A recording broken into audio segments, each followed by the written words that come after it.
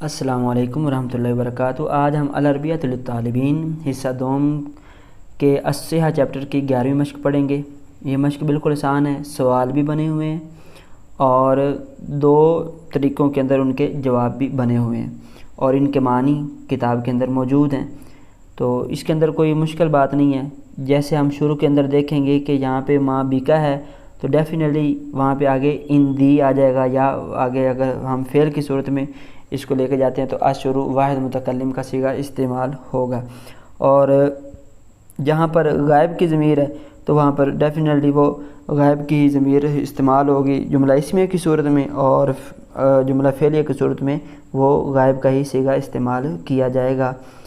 تو چند ایک ہم دیکھ لیتے ہیں۔ جیسے شروع میں دیکھتے ہیں ماں بکا، تمہیں کیا ہوا؟ ان دی انسداد الانفی، میرا ناک بند ہے۔ یہ دیکھیں ماں بکا تھا تو اس لیے ہم نے ان دی لگا دیا۔ اب یہاں پہ ہم لدیہ بھی لگا سکتے ہیں کیونکہ یہ بھی وہ بھی اسی طرح معنی دیتا ہے۔ اور آگے جملہ فعلی کی صورت میں جائیں تو یہاں پہ اشعرو لگایا ہم نے، کیوں لگایا؟ کیونکہ ماں بکا پیچھے یہ حاضر کی تھی۔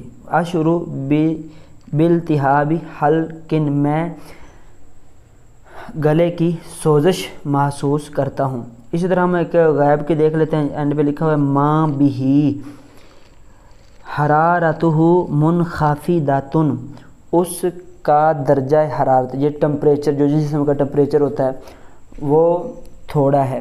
یشعر بانخفاض حرارت الجسم، وہ جسم کے ٹمپریچر کو کم محسوس کرتا ہے۔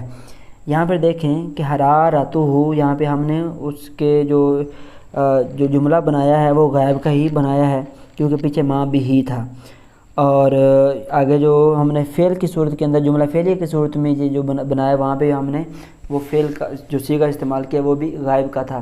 اور یہاں پہ یہ بات بھی یاد رکھیے گا کہ جب وہ ضمیر پیچھے جو یعنی جو ماں بھی ہی ہے اور ماں بھی ہا جو ہے، اگر ماں بھی ہا ہوتا تو یہاں پہ لدئی ہا ہو جانا تھا اور حرارتہ ہا ہو جانا تھا، ٹھیک ہے، اور یشعر کی جگہ پہ تشعر واحد مؤنث غائب کا صیغہ آ جانا تھا، جیسے کہ نیچے تو آنی واحد مؤنث غائب کا صیغہ استعمال کیا گیا ہے۔ تو یہ اسی طریقے سے ہی یہ مشق حل ہونی ہے۔